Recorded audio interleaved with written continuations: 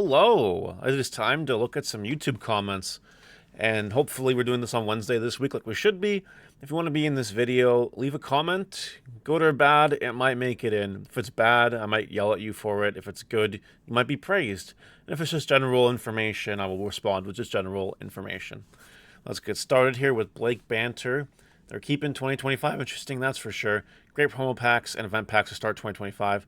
These hard to obtain promos that are receiving reprints or being printed for events this year. Killing it. Now, where's my banlist Bandai? True. But yeah, they are keeping it interesting. It's a good start. Absolutely. Go back to this banlist comment in a second. We have Lamar Bark here. Yes, those packs will be never seen in Latam. Events here are a myth. You know, yes. I've said it before and I'll say it again. If I was in your part of the world, I would not be playing Digimon. Nah, Bandai has screwed you guys pretty hard. You people that still, like, participate in Digimon, like, kudos to you. Because me, I would not. I definitely would not. They are listening to players with exception to very fair and objective complaints about lack of a ban list, says Steve. Look, it's coming. It's around this time of year where the ban list comes. We are going to get a ban list probably any week now, maybe even any day now. It's coming, and when it does, you best be prepared because hopefully it's a big one because there's a lot that needs to be fixed, let me tell you. DigiDread, man, happy I got my Crimson Mode Aces on release, right? It's a solid ace in so many decks. Effects are very generic in the sense of not being tied to the archetype to trigger them, either wide aboard or trash security based on trash win-win. I don't know what he means by that, but the card is very good, and hopefully he did get them when they were $10, because now they're no longer, $10. They're more. Pandor Artist. There we go. Hey, Mara, do you actually like Dunkin' Donuts, or do you prefer Tim Hortons as a Canadian? I don't do this. Donuts. This is a very good question, and I want to spend a little bit of time on this because it's very important to me. Tim Hortons is fine. It's solid Canadian coffee, right? If you want the best coffee around, especially where I live, you go to Starbucks. That is the best coffee around. The problem is it costs 3 times the price of your average Tim Hortons coffee, unless you're getting a fancy drink. But, that's just kind of how it goes. And Tim Hortons does have donuts, and they're okay. Like, I'm not a big donut guy myself. The reason why Dunkin' Donuts is SS++ tier is because of their cold drinks. Their hot drinks are good too, absolutely, but it's their cold drinks, their specialty drinks, that knocks them out of the park. Out of the park. Like, it's just like an orgasm in your mouth. That's how good it is. It's amazing. And not to mention, their largest size is larger than the Tim Hortons largest size by about 2 times for not even 2 times the price. So it's really good value. It's really tasty, and you always feel good drinking it. It's just the best cold coffee, specialty coffees in the world. Better than Starbucks, better than anything you can say and imagine. I dare you to try to even think of something better. And some wise guy in the comments are going to be like, well, actually, whatever, this coffee's better. And they're just wrong. This is just solid in stone. It's just kind of the way it is. Dunkin' Donuts is the best. And that's really all I have to say. If I lived in the States, I would definitely do Dunkin' Donuts every day. I would be much fatter, but that's a sacrifice we're willing to make for a much happier lifestyle. Gilbert Torres, I don't know. I checked TCG Player and I don't see the same numbers you are showing. Does the price change depending on the country? It does. And I don't think people realize this, so I will show you. Right now, this is Magnum on X. Right, we talked about this card the other day on Market Watch. Since then, 2 more listings came up, whatever. But we still have these ones here. Right now, it's set to United States because the majority of my viewers are in the United States. More than 50% of you are in the States. So I use the United States when using pricing and whatever. And even Canadians, if you're in buy-sell groups, they'd be like, TCG Player converted to Canadian, whatever. So, like, if you live in the United States, these sellers will sell cards to you. But if you change countries, let's say, oh, I don't know, uh, Canada, all of a sudden, you can't buy a Magnum on X CCG player. So your options will change. Your price will change.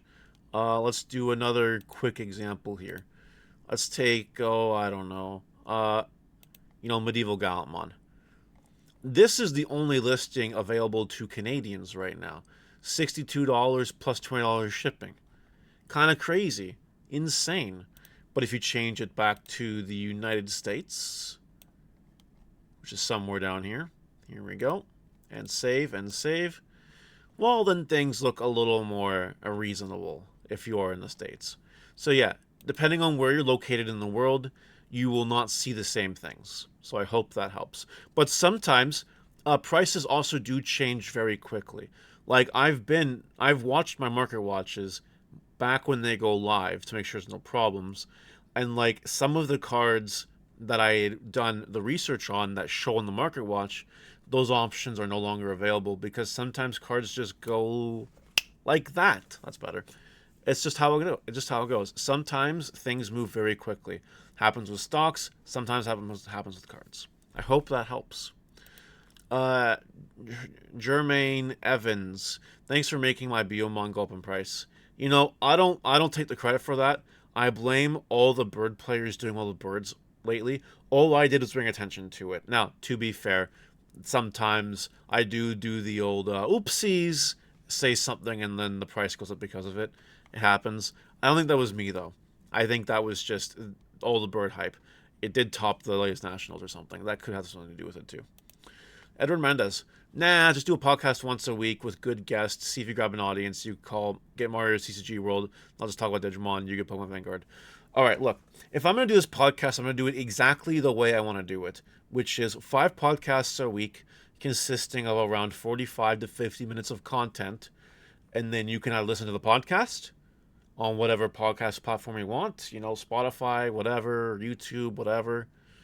Or I'll be splitting them up, the podcast segments, into their separate YouTube videos, which might be 4 or 5 or 6 videos a day.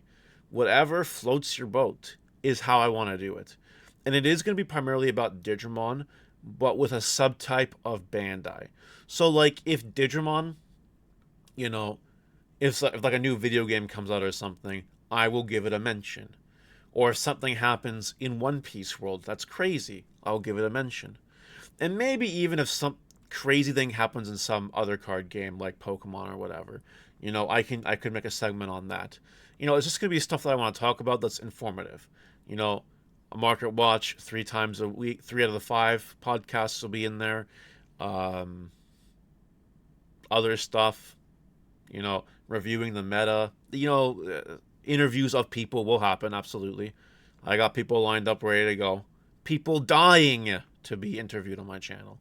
Even though that stuff never really brought in the most views for me, happy to do it anyway. It's good podcast content. So that's how I'm going to do it. It is the way it is. If you don't like that, I guess it's unfortunate for you. I don't know. But I'm just doing things the way I want to do them. But hopefully before that starts, I can get out a few nice, high-quality videos, some vlog stuff. Virgin Ears. I agree with your take on Medieval 100%, although I do fear that it might add some more fuel to the Power Creep fire. Guess we gotta run more Psychmon. I also 100% agree with my take on Medieval Gallantmon. I think that card's crazy. There are a couple people who think that Death Exmon is just better for some reason. And all I have to say to that is you're entitled to your opinion. Either go top of regionals with it, or look at all the recent meta results. You're seeing a lot more Medieval Gallantmon around than Death Exmon. Why? It's a very good reason why. Shazmir Korea. The problem with 13 is that it only has 2 hits. Even get a secret, you need a really good alt to break even, less than $75. Nothing else in the box is going to save you. I was able to get a seal case of 600, and the profit margin was minuscule. And I was lucky enough to pull the Omnimon alt art and the Madmon alt. And this guy also disagrees. So, like, here's the thing, right? I stand by my opinion. I'm going to tell you why. Okay. I stand by my opinion on BT13. I think that set is a gold mine waiting to happen.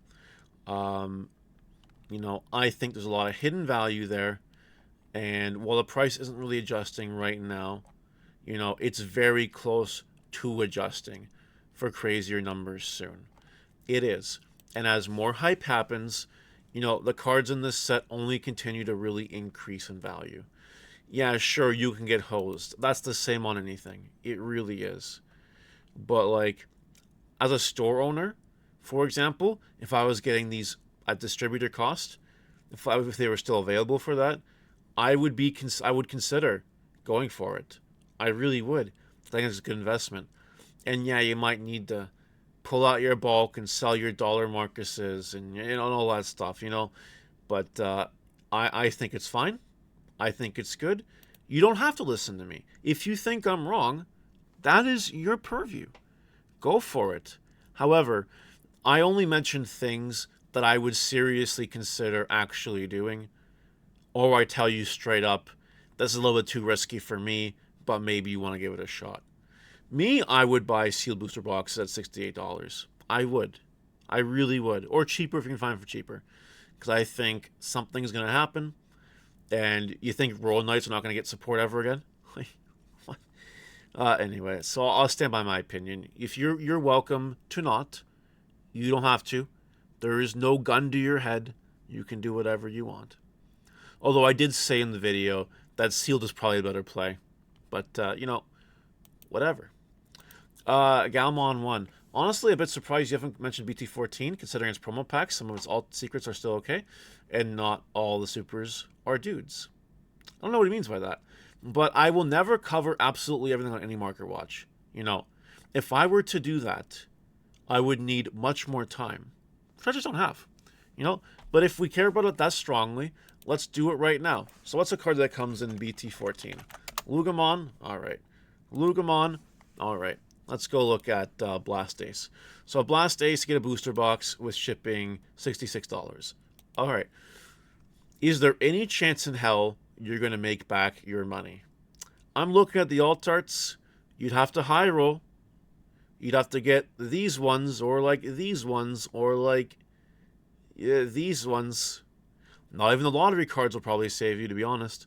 And then what do we got in the value of regular super rares? Well, let's go to page 2 and find out, because that's where we are right now. $7 Lugamon is, fine. $5 Palmon, that's actually different. $5 Zudomon, that's okay. $3 Patamon, sure. Maybe it's worth it until you look at page 3. And then when you look at page 3, you realize that maybe it is a little bit more of a suicide errand than anything else. Though, you might get lucky. You might. And of course, there is the box topper. There is the Diaboromon Ace pack, which we'll get from this. This.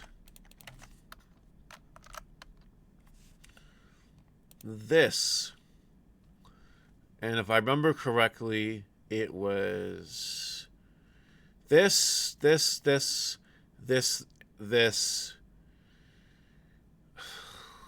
something else. Was Shadramon in it? Was it really in it? I can't remember anymore. If it was, I would say this is worth it. If it's not, then I would not say it's worth it. I do actually think Shadramon's in it now that I think about it for more than 5 seconds, which is really cool. So yeah, you know what? Buy BT14. Have fun.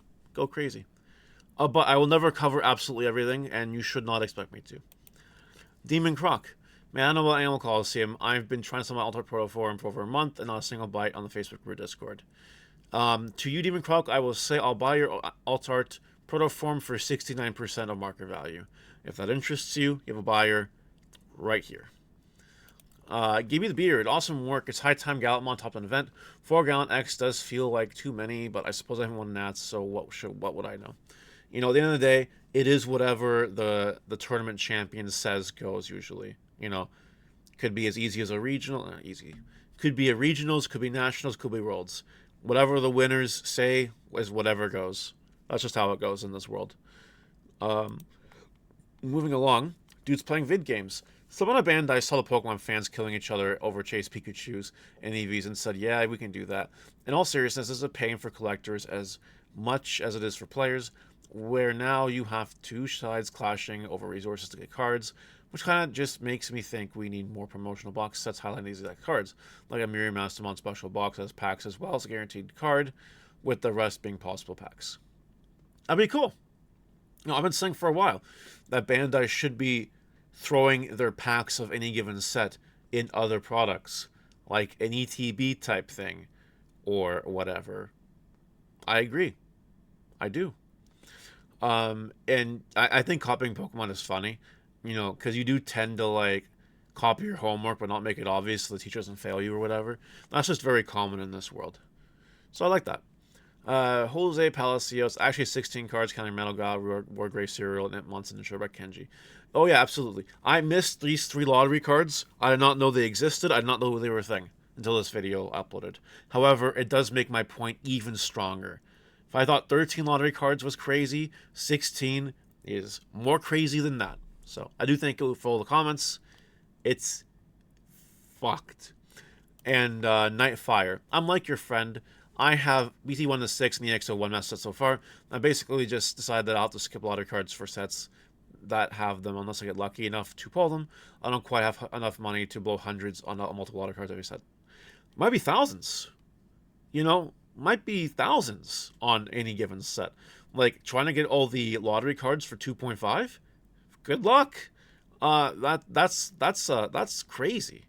This is why I stopped max rarity in yellow, because I was trying to get a playset of all the max rarity yellow cards, including the lottery cards. I just got to a point where I said, what was it? EXO6 came out because that was the one with all lottery cards for yellow cards. Like boom, boom, boom, boom, boom, boom. Like that's just fucked. So, that's, no, I had to stop. There was no way. And I'm doing well. Like, I earn a 6-figure income. Like, and I had to say no. Like, there's no way. I spend my money on other things that are much more better. Alright, Lord Misplay. B22 has confirmed Digimon Cyber Sleuth support. That's why Massmon Dibormon said are starting hype. That is cool. That is very nice to know. We'll see if it stands the test of time. And then last, Chronic Abyss, NSP hype. Let's go, NSP. I just threw that in there because, well, yeah, NSP hype. It's going crazy. Anyway, that's it for today. Let me know what you guys think in the comments, and I'll see you next time. Bye!